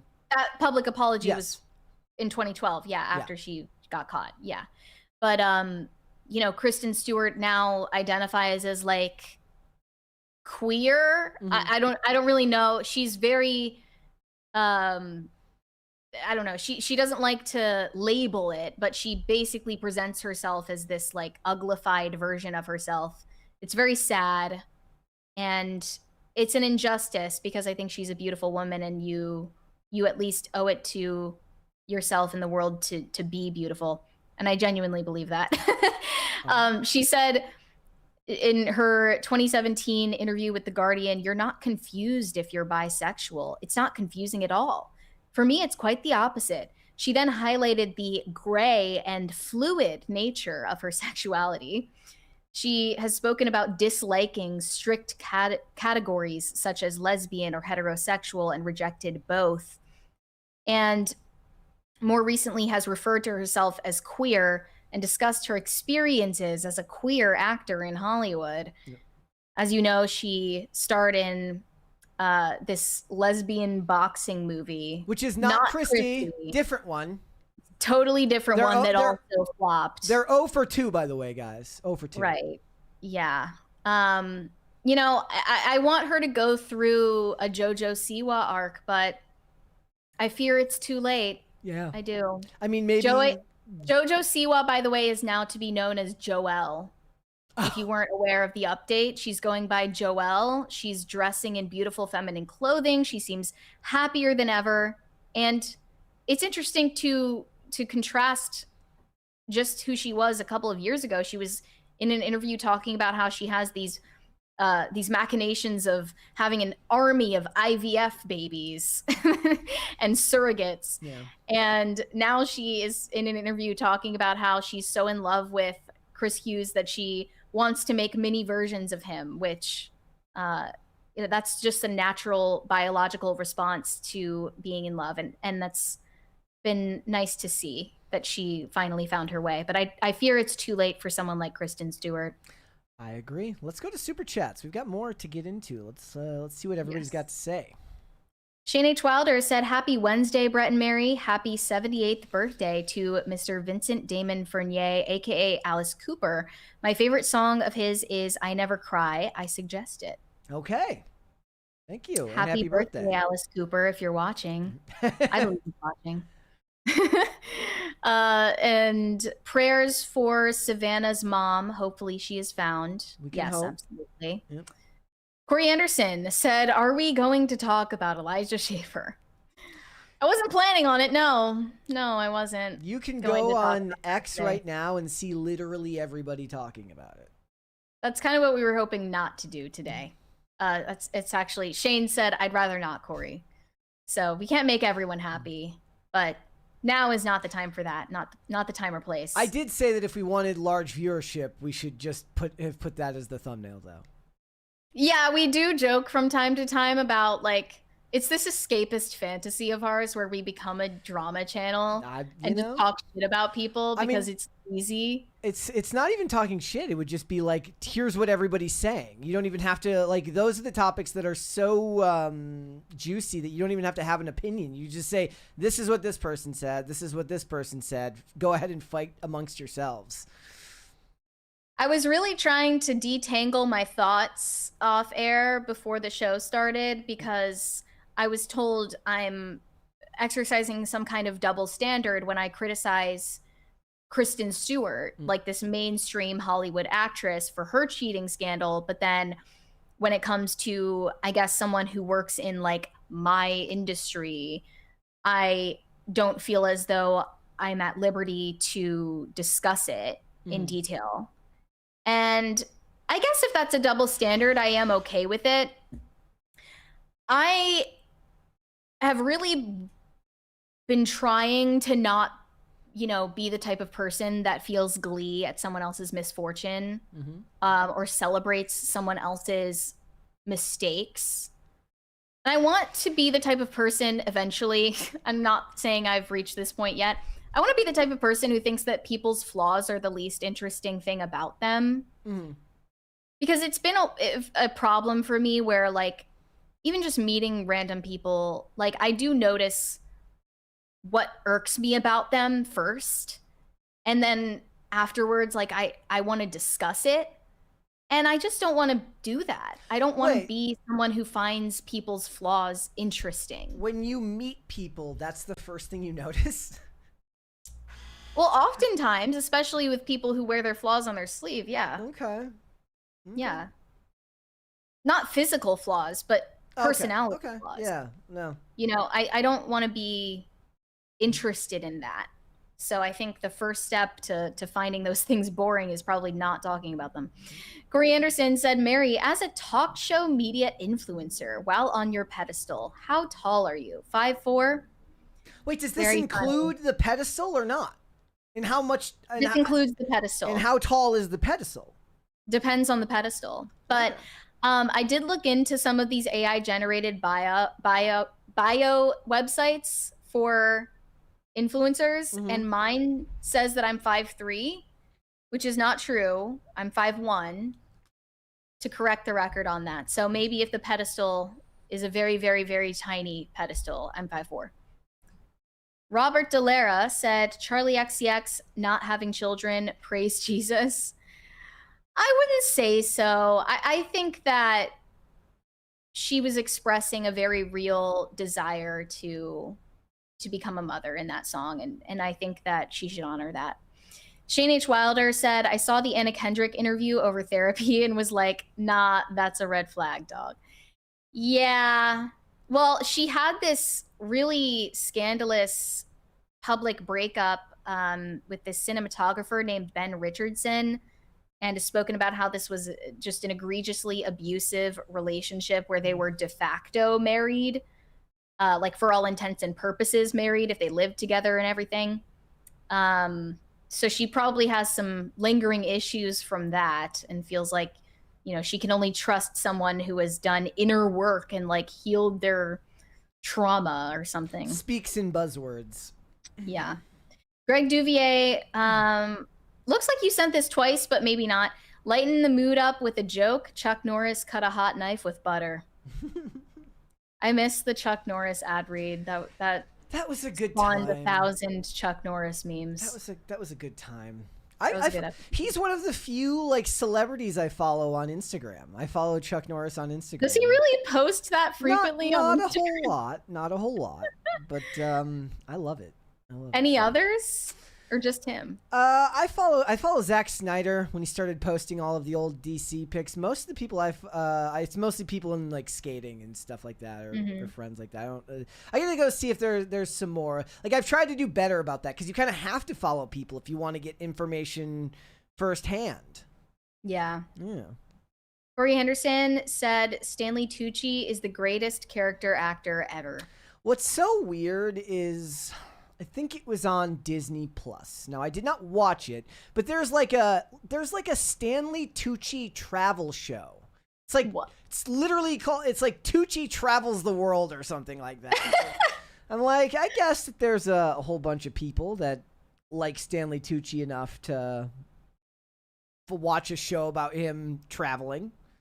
Disney Plus is really just throwing shit at the wall and seeing what sticks. Well, I've been committed to watching the new Muppets tonight with Sabrina Carpenter. Olivia has drafted me to watch that. Is this the precursor to the official Miss Piggy movie? I mean, that can be coming out for a while. Older than that. This is probably different than that. But yeah, I agree. Stanley Tucci is incredibly talented, and regrettably, I did love his performance in Conclave. He's very good. Robert Delara said, so does Meryl Streep have dementia in the movie? She doesn't remember anyone, but keep asking who it is. Yeah, I guess they were trying to portray it like she's pretending not to remember Andy because she's self-important. Wait, so she's she's not like an aging magazine editor who refuses to relinquish power even though she's like losing her. I never saw the original, so. Well, I saw somebody in the replies explaining the plot based. It's like loosely based on the second book in the series, which is that Miranda is struggling to keep up with the changing media landscape as a magazine owner and the digital world. Like, I don't know. It's really lame. And then Emily Blunt's character runs some luxury company, which is important for her ad sales. I don't know. It's just, it's boring. I don't want to watch a contemporary story that involves social media and like, it's lame. We have a but Meryl Streep, she looks great for her age. She's 76. I think she looks literally not a day older compared to the 2006 movie. It's actually incredible. We have a $2 super chat, a Rumble rant here actually from the local Wendigo. Says it's called synapse pruning. As you age, some of the connections in the brain stop. The world was, in fact, more colorful for you back then. Shoots makes the connections again. That is true. Synapse pruning, you said? That's what he said. Yeah, that's why I find it really sinister in these Miss Rachel videos. There are all these animations and bright colors and sound effects. And to kids, I mean, it's overstimulating for us. But then for actual children with developing brains, the stimuli is much more exciting, and like from their perspective, it's much more overwhelming to see all of that. And I look back at these cartoons that I grew up with, and you know, it's just very simple animation styles. The dialogue between characters has a very slow pace, and the storylines aren't all that complicated. And also, this is something that's been pointed out about Miss Rachel. She does speak to a child audience like a child and dresses up like a child, which is a very new problem. Like, children's entertainers didn't do that. Mr. Rogers literally put on his cardigan and stayed looking like an adult. And he talked like a normal person, but Miss Rachel is like putting her hair up in pigtails and wearing overalls and dressing like a child and then speaking like this in a baby voice. And it's like, it's not only unnecessary, but it's also dumbing down children to speak to them like that. Like, when I interact with children in real life, I don't use a baby voice when I talk to them, unless it's an actual baby. But otherwise, I don't do that. And I also remember as a kid feeling very disrespected and condescended to when adults would crouch down at me and be like, "Hi, what's your name?" Like, that would really annoy me. So is that one of the tropes that movies and television get right, where like the family friend who doesn't have kids like talks in the baby voice to the family's child, and the kid's like, "Why are you talking like that?" Well, I can't put my finger on any specific example of that, but yeah. Corey Anderson with the $20 super chat says, "I understand this is a he who is without sin cast the first stone situation, but also I don't use Jesus to grow a platform for myself, and that is what I am most upset about. I find it disgusting. I feel bad for the spouses." Yeah, I do understand that criticism. I understand the criticism that when you're a public figure, these things are a matter of public interest. And I basically agree with that. But what bothers me is seeing that the real response, like the majority of the response, is people cracking jokes, people gloating, making it about, you know, vengeance when they already had a chip on their shoulder against an individual, feeling superior and boasting, and it just turns into a totally different issue that they wrap in a moral argument. I'm not saying that's what you're doing, but like, most of the discourse I've seen about it so far is just, it's just gloating and smugness and making light of something that's actually quite tragic, especially because children are involved and allegedly, you know, abortion. Like, that's a very serious thing, and people are making light of it, and I don't appreciate that. Shane H. Wilder said, "It looks like it was shot in log and they forgot you have to do color grading. That, and it looks at least 1 or 2 stops underexposed with flat lighting." Yep. Yeah, that's how everything looks to me now. But I'm just like confused why they're not fixing it. Yeah. Like, why are they not fixing it? I just don't understand. It would be so simple to color grade it. Like, so they're not lighting scenes with actual physical lights now because they know they can fix it in post. Okay, then why are they not fixing it in post? Like, someone who actually works on this stuff needs to tell me. Yeah. Because I feel like we're being left out of that conversation. Corey Anderson said, "Emily Blunt looks worse after all the plastic surgery. Do you lose feeling in your skin when you get plastic surgery?" I think you do lose feeling in your facial muscles when you get Botox. But yeah, that was something I found incredibly distracting when we watched Fall Guy.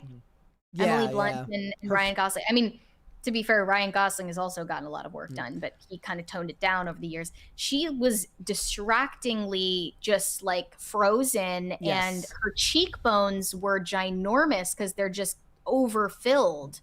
And it was very distracting. Here was the example. If we're going to talk color grading rather than just purely lighting, this is the example I talked about last Thursday, where I found this on like an old blog spot, which showed you like images that were like locations they filmed CSI Miami at, with like just a digital camera on the bottom, and then the top was the actual color graded image from the scene. And you just see how much more work goes into making it look like something that's actually interesting to look at. One of the things they don't do anymore, and we mentioned it last week, you spray the ground with water so that it reflects and gives you something visually interesting to look at when you're in a wide open landscape shot like that. Like they just put red in there. They're just like, you know what? We're just going to fucking put red there. And it's going to be interesting to look at. And that's great. Look, yellow. It's just yellow. And that's the color grading. That's not done through lighting there. That's all done in post-production. So it can be done. If it can be done in 2005 or 2006, it can be done now. They just have to actually want to do it. And that wasn't seen as anything really out of the ordinary or remarkable back then, because most things looked at least passable. Now, if I saw a show that looked like that, I would be floored. Yep. And incredibly impressed, but it's not that impressive. Most shows and movies look that way. It's one of the reasons I bring up old Canadian television, because they didn't use the standard blue-yellow color palette. They did a lot of greens and yellows, and I always liked that. It gave Canadian shows their own distinct look and feel. It wasn't like, this is actually taken as a screenshot from a television show. It's not meant to look real. People don't look like that, but yet somehow it's engaging on screen. Yeah. So Corey Anderson said Gilmore Girls is the best show ever, bar none. Okay. I haven't watched Gilmore Girls, so I can't. I've seen like 5 episodes. I only mention it because I know that a lot of other shows have used that specific studio backlot that played the town square for them as their, town square for a show. Mm-hmm. Shane H. Wilder said, did someone steal all the key lights from the studios? I do agree. As a society, we've become more dull since 2006. Maybe films are just mimicking us. Yeah, it's art imitating life, I guess. Must be. Pop Culture Junkie. Oh, you read that one earlier. Shane H. Wilder said, meanwhile, ICE is deporting people in Roblox. LOL. Yes, they are. Yeah, I'd prefer if kids just weren't exposed to these things at such an impressionable age. I would hope that they're not even thinking about ICE or Black Lives Matter. They should be thinking about, going their friends and playing their stickball and hanging out with their friends. Stickball, yeah. Username I'm not going to read said counter-protesting the civil rights movement in Minecraft. Yes. Is this what they're doing to like counteract the narrative that people make all of these jokes about political violence in Minecraft? Maybe that's their clever PR move. Corey Anderson said Kristen Stewart looks like she smells like a musty, crusty sock covered in dust, long forgotten at the back of a child's closet. Okay. She's trying her best to look like she smells bad. That's true. It's like, it wouldn't really be that much of a project to fix her appearance, though. Mm-hmm. Because the least I can say for her is it doesn't appear like she's gotten extensive or really any work done on her face. She has a naturally beautiful face. She just needs to cut it out with these weird haircuts and like trying really hard to look like she doesn't shower. And she could also do with some more flattering outfits. Mm-hmm. And then you'd be fine. You'd be golden after that. It would take 15 minutes. We've got a 20 here from Pop Culture Junkie. Says color grading cannot compensate for lights not put in the right place for a scene. I still believe the current grading trends are mostly due to copycatting. Copycatting what though? Netflix? Like, it just seems. And for what? It just seems to me to make the most sense that it's budgetary reasons, like getting it done, getting stuff done. Like, okay, so I watched Wrecking Crew. Okay, that movie should theoretically look gorgeous the whole way through. It's filmed in Hawaii. Hawaii is a beautiful place to film, and it doesn't. Old episodes of Hawaii Five-0 are 1,000,000 times more engaging looking than anything I saw in that movie. Well, it can't just be a budgetary issue if theatrical films with,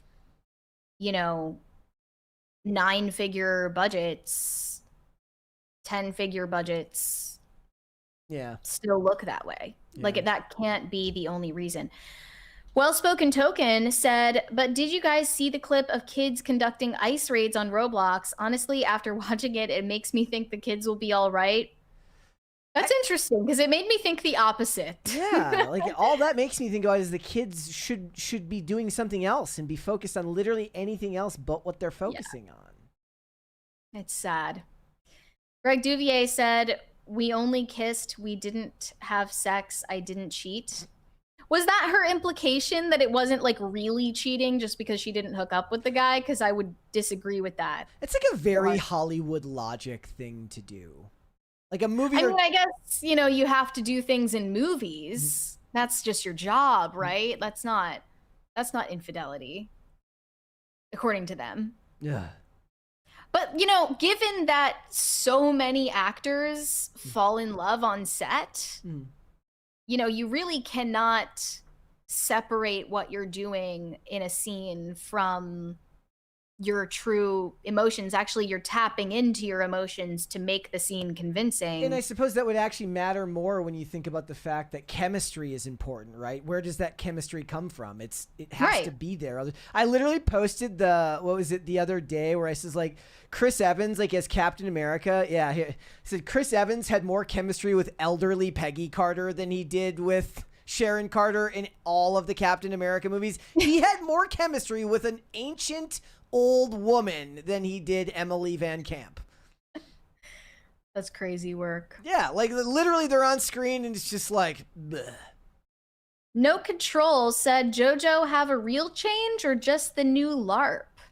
I mean, okay, that's a fair question to ask, but the age that she's at now could be indicative of the fact that she's grown into who she was always going to become, because it's at that right time, and it might seem like more of a LARP if it suddenly happened in her 30s as opposed to being 21 or whatever. Yeah, she's still like 2 years old. Yeah. I mean, she could very well, you know, embark on an entirely new personality arc before we can blink, but I don't know. I think she's in it for the long haul. When she put out the Betty Davis Eyes music video, I was like, oh my god, she's about to start. Sorry. Betty Davis Eyes. Yeah, when she did that music video and like the full like channeling Marilyn Monroe thing, like that's when I thought, okay, she's about to do a trad wife LARP now. But then she kind of toned it down, and she's wearing basically normal outfits, and she's going by her real name, not her stage name. I'm inclined to believe it's authentic. And I think she just, you know, needed to give heterosexuality a try. You know, it was just a phase after all. Corey Anderson said, Brett, I asked because I want your opinions, not X. #grifting Christians. Look, I read like a little bit of what was of the posts in the thread, and for me, this is true of a lot of times when we talk about stories that have to do with interpersonal drama, which is that it goes over my head. Like I immediately my eyes glaze over and I lose interest. I don't really have an opinion on any of it. Just whatever. None of my business. We were talking about it off air, and I was like, okay, so if there it is.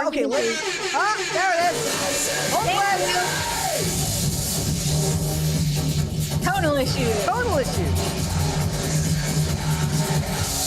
People's lives are being destroyed. Okay.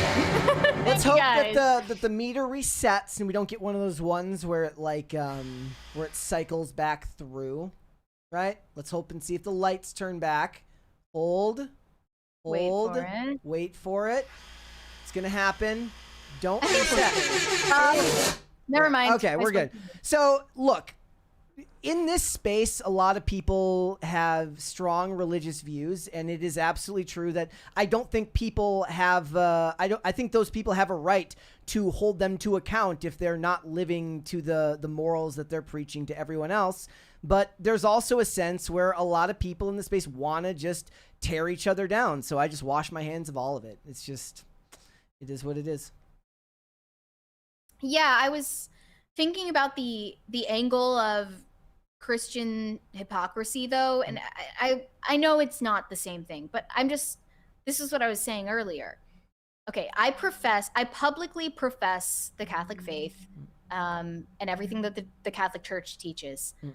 I still should I be obligated to publicly tell everyone when I gossip, when I lie, whatever, like any infraction against the Christian faith, which is inevitable because we are all flawed people? Am I obligated to publicize every sin that I commit?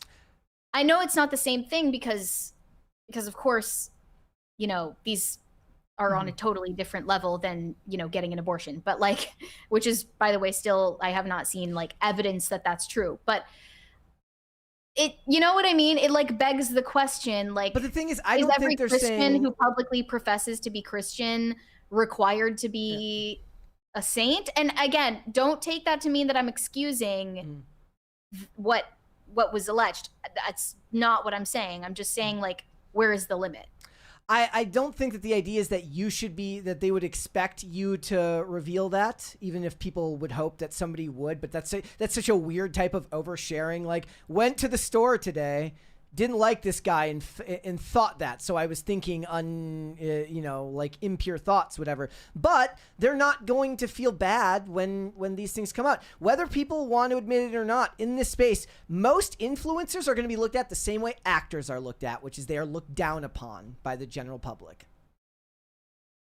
True. And that's just the way of the world. It's kind of like, look, if I'm going to compare it to me, it's like, look, I have a very, very small platform, but you don't get to expect to have the same level of privacy as someone who isn't a public figure. And that's just the licks you have to take. If you want the space, if you want to have the fame, adulation, and the people who seem to like you and want to follow your every thought and respond to the things you say on the internet, then you take the bad news when it comes with too. The other thing that people brought up is that they believe that public shaming is a useful tool. And, you know, all that being what it is, it's like that's what you sign up for when that's your job, unfortunately. That's, at least to me, that's the pragmatic thing, is like, live, you know, the best you can, the best you know how, especially if you're preaching those values, because there's always the possibility that it could come back around to you. Yeah, and I definitely don't disagree with the idea that public shaming is important. Especially when someone's infractions are public in nature. But then I think, well, okay, both of the people in question who are under attack right now, which again is not meant to, I'm not saying that to victimize them, it's just what's happening. They both engaged in public shaming of the exact behaviors they were engaging in. So like, is it as effective as we're saying? Like, well, that, I mean, that would be shamed under the assumption that they're actually going to learn their lesson from the shame. You could actually make the argument that most of the people in the space, and we've talked about this before, they don't care. They're okay with hypocrisy. They're okay with acting badly, because all that matters is whether they get enough eyes on them. Yeah. I'm not saying that to them. I don't know them. Like, right. I think I did a couple episodes with Elijah, didn't meet the other person, but that's the nature of this space.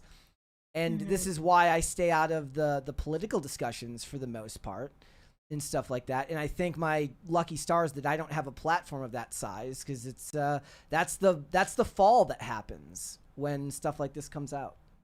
Yeah. Shane H. Wilder said, Mike Lerner and I discussed it for all of 5 seconds, and we're like, nah, we aren't going to gossip about it. We're just going to pray for them. There you go. I don't think that's yeah, like the first thing that I think about when I see that stuff is just like, you know what? That fucking sucks. Sounds like it sucks. Yeah. Bacon Double Swiss said, just found the show, and although I'm not a big pop culture nerd, it's nice to get a good source of info. Y'all helped me kill a few hours during my night shift, and this is the first time I catch it live. See, that is one of the things. Tuning in. Yes, one of the things they try to tell you when you're in this space is you gotta have like a rallying cry. We're gonna clean up Hollywood. We're gonna fix the political landscape. I have always been anti-mission statement. We are here to help you kill a couple of hours of your day, give you something to listen to, and hopefully we don't leave you the worse for wear afterwards. Absolutely. See, that was the glimmer of positivity that we were really needing in that moment. Thank you. That's why they keep me around to Bacon double Swiss. We have a burger watching the show right now. Thank you for that. William Anderson said, I understand this. Oh, I think this was the one you read earlier. Bacon Double Swiss said Scooby-Doo is the best kids show. Great music too. Okay. I never watched Scooby-Doo growing up. I wasn't allowed. I'm not sure why. Was there anything that you were allowed to watch that you were surprised you were allowed to pay attention to? Depends on like how close attention my parents were paying to what I was watching, but like most of the Nickelodeon shows, like my parents didn't like that because on Nickelodeon they were allowed to use the Lord's name in vain on Nickelodeon and not Disney. And Nickelodeon shows had makeout scenes, whereas on Disney it was just like peck. You know what I mean? Yeah.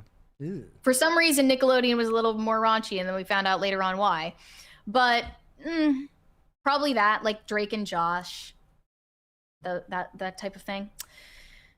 Shane H. Wilder said, by the way, I left a sarcastic comment on your original stories post. It's been blowing up all day, so thanks, Mary. I haven't seen it yet. I'll go check after. Well, that was because I was responding to the official trailer for Margot's Got Money Troubles. So you guys can go watch that on your own time if you're interested in watching a struggling single mom start an OnlyFans page for pregnancy fetishists. That's the original stories that you've been clamoring for. Shane H. Wilder said, once your color grading is set, you can use color matching to keep it consistent throughout. It's not hard or time consuming. I do it all the time. There you go. Well, I'm even more confused as we discuss it further why they refuse to do it then. You know what they should do? They should start using it as a selling point. You know how like the Snyder cut, they're going to have like the color cut where it's like you get a version that doesn't the one that doesn't look like ass. Like for $10 more you can buy the special edition steelbook with a version that doesn't look like vomit. How about that? Honestly, like I might, if I were going to see something in theaters and there were an upcharge for a color graded version of the movie, I would actually You'd pay it.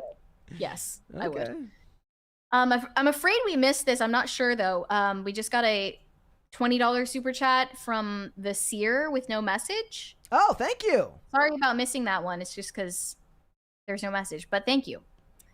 Brian Bledsoe said, here's what AI said why movies look like they do. The gritty realism trend, digital color grading, the shift from film to digital censors, cultural sludge, whatever that means, and brand identity. Gritty realism doesn't really explain it. None of these explanations are working for me. And also, I don't understand the last one of brand identity. Yeah. So their brand identity is ugly. Shit. Like what's that? Hi, we're the ugly company where we give you ugly art.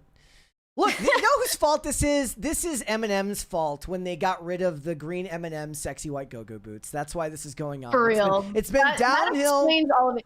That was the moment when the culture shifted. The Democrats, when they took away her sexy white go-go boots. The Democrats won't stop until all of the M&Ms are left with colorless sludge and ugly shoes. They've got the brown M&M wearing flats. Yep. It's really sad. They don't want you to be sexually titillated by a green M&M. How do conservatives justify that? They're like, look, okay, Dead End Paranormal Park is bad because it's telling kids about trans people, but your M&Ms should have sexy high heels on. Is there not a disconnect here? M&Ms are for all ages. Oh, okay. So it gets a. Maybe they should have adult M&Ms. So am I supposed to buy that if you're an adult, you can get the M&Ms with the sexy white go-go boots, but for the children, they get flats or maybe Crocs. You have to show ID to buy the green M&M packages that have the sexy go-go boots on them. Chuck Schumer won't stop until all of the M&Ms are wearing flats. Obama made it illegal to be sexually attracted. I'm sorry, that was the best meme that I've seen in ages. I wish I sent it to you earlier, where it says, let me see if I can find it. Was it about the average Chili's waitress? The woman, and it was like I have not laughed that hard in so long because it's the most it is the most right-wing meme that I've ever it's not even a meme, it's just a tweet. It says, there used to be one of these working at every Chili's before Barack Obama made it illegal to be heterosexual. So true. And then of course true, and I say it all the time. And then some account with hundreds of thousands of followers tweets those same photos and says, "This is what they took from you." It's so true. Many such cases. Christina Lee said, I agree that 2006 was much more high fashion and beautiful. Example, Sex in the City versus And Just Like That. Everything is somehow uglier. Yeah, that too. And it's a movie entirely about design and beauty, and they refuse to make it beautiful, make it make sense. Robert Delara said, Kristen Stewart cheated on Robert Pattinson. He went on to do the Batman. She played a lesbian in a movie not many people saw. That's karma. I mean, maybe he was always destined to have a more successful career. Maybe he was the secret sauce that made Twilight a successful franchise, and she was just there. I mean, it must be true. It's not like good things happen to Taylor Lautner. No, he's kind of irrelevant now. Yeah. Married to Taylor Lautner. He peaked in Shark Boy and Lava Girl. There you go. That was probably his best performance, and it was all downhill after that. But yeah, Robert Pattinson was definitely the breakout star. Shane H. Wilder said, Mary is right. We are all sinners, and my sins are a matter of confession. I don't excuse anyone for doing something bad, but many times it turns to gossip and calumny, which in themselves are sins. But the thing is when I mentioned we mentioned like the mean-spirited nature of it, like I have a hard time with that because I've got my own, given my history with substance abuse and all of the things that I, went through and then had to pull myself back from. There's a certain level of humility there where it's like, that you've fucked up big time. You've made a lot of mistakes in your life and you are blessed to be where you are now. So approach the world with a little bit of grace because it could be turned right back around on you because I was never a perfect person. I've made a lot of mistakes in my life. So I have a hard time latching on to these when it comes to, like, when I criticize a movie or a filmmaker for their art, that's different, right? You're criticizing their work. It's not the same thing as necessarily criticizing their private life. And we do talk about that stuff, but most of the time I have a hard time with that stuff. Also, I'm a guy, so it kind of goes in one ear and out the other a lot of time with that stuff. But you can never go wrong to stay focused on yourself and your own humility. I just can't help but notice that there was a contingent of people who would have hated the people involved in this, scandal regardless of whatever information just came to light. And now they're delighted to have a justification to feel superior, which they already did when they had no reason to. And then this looks terrible to the left. I mean, when Destiny does what Destiny does, it's like, okay, well, it's Destiny. But when it's people on the right, and so often it is, the left has this very convenient retort, which is like, oh, well, you're just as disgusting as us. Nice try pretending to have morals. But it's like you said that the point that Lisa Reynolds made about this, just because people are espousing a moral viewpoint that they don't live up to, that's not that doesn't disprove what they're saying. Yeah, but the messenger matters to a lot of people. That is true. Like, credibility matters, and I won't discount that either, but it also isn't inherently a rebuke of the viewpoints that they were expressing. Yeah. So that's worth mentioning too, but I don't know. The whole thing is like giving me a bad taste in my mouth. There is a very fantastic person in the chat named Olivia Dasovic who said, Brett, show them the sexy M&M that I got from the thrift store. There it is, ladies and gentlemen. Slay, bitch. Look at those heels. And then of course that was shared with this, which was I had to send this. Olivia didn't know if this was even real when I sent it. She said, "Oh, this is real. You have to listen to this." Bet you didn't think she'd never seen this. M&Ms were pushing intolerance, but they were. They've been changed. You're seeing the changes right now on your screen. The green M&M, you will notice, is no longer wearing sexy boots. Now she's wearing sensible sneakers. Why? Sensible sneakers. Why the change? Well, according to M&M's, quote, "We all win when we see more women in leading roles. Because leading women do not wear sexy boots. Leading women wear frumpy shoes. The frumpier, the better. That's the rule." The other big change is that the brown M&M has, quote, transitioned from high stilettos to lower block heels. Also less sexy. That's progress. M&Ms will not be satisfied until every last cartoon character is deeply unappealing and totally androgynous. So what they're saying is, what Tucker Carlson is saying is like, it's okay if cartoon characters push sexuality, just as long as it's not ugly sexuality, apparently. No, the caption, "Progress at last, plain frumpy M&M candy." Like, who is the guy writing these lower thirds? And the lower third for the green M&M was even better. What did it say? It was candy and sexy shoes is highly offensive. Miserable non-binary candy is all we deserve. And this part was the best about the orange M&M. Hold on. The goal. When you're totally turned off, it's so good. We've achieved equity. They've won. When you're totally turned off, we've achieved equity. Meanwhile, in a nod to the burgeoning wellness movement, the orange M&M will, quote, acknowledge and embrace his anxiety. And actually, if you look at him, He's the orange very anxious M&M does appear very anxious. Maybe he doesn't like all the ugly new shoes he sees around him. Maybe he doesn't like all the ugly new shoes he sees around him. Maybe he liked the sexy boots.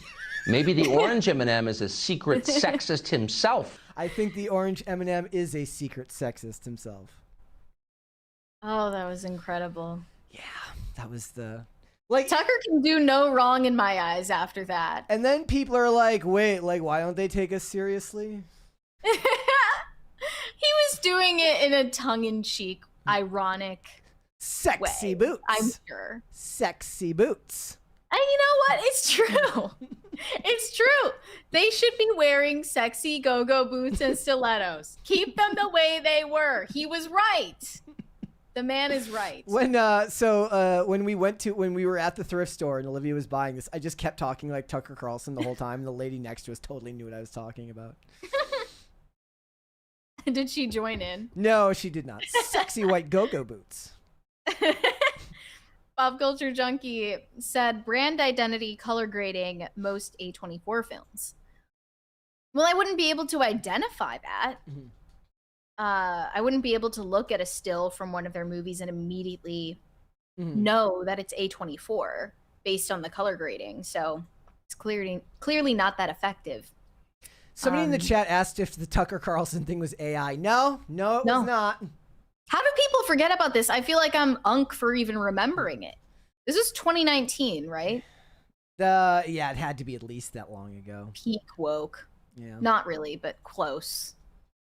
I think we're all caught up on the super chats. Are we all caught up on all the super chats? Okay. I'm not sure about Rumble though. I think we are all caught up all over this. Damn it! I was like hoping to find the Tucker Carlson AI clip where he talks about all young bitches want to do is.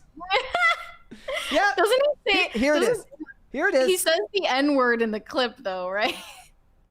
Yeah. Can I play it? Doesn't he? It literally says this video may not be appropriate for some users. Damn it. Yeah, let's hold off on it just in case, you know. You never know. Can't cook, can't clean. Safe. They don't want to work nothing. All right, we got one more super chat here from... Did you get the one from William Thompson? I don't think it's... It says there seems to be a severe lack of accountability and shame in today's culture. That is true. Oh, I missed this one from Bacon Double Swiss. Orange M&M is freaking out because he's about to die. Well, that's not good. And Shane H. Wilder says freaking out because there are no sexy women. Yeah, well, there's no sexy boots. That's the problem. There's no sexy boots. Shane H. Wilder says the green M&M losing the go-go boots was a detriment to society. On the whole, we was kangs. There you go. For real. All right, guys, before we go, would you hit the like button on this video and go send Mars a message and tell them you want the sexy boots back on the green M&M? How about you do that? Yeah. Hit the like button on the video. Subscribe to the channel if you are new here and you have not subscribed here yet already. Please and thank you. Mary, where can they find you? You guys can send me validation on Instagram at Mary Archived, or you can send me hate on X. That is also Mary Archived. And to help me get TikTok famous, that is also Mary Archived. Perfect. If you guys would like to follow me, I am on Instagram and X at Brett Dasvik on both of those platforms. We are here 5 days a week, Monday through Friday, 3 p.m. Eastern Standard Time, which is noon Pacific. We are on Amazon Music, Apple Podcasts, Pandora, and Spotify. If you would like to listen rather than just watch the show, you can rate and review on Apple Podcasts and Spotify as well. That helps us out a ton. And if you want to follow us on social media, we are on Twix at popculture_show, Facebook at Pop Culture Crisis, Instagram at Pop Culture Crisis Pod. Guys, we will be back with another episode tomorrow. We'll see y'all then. Bye, everybody. Bye.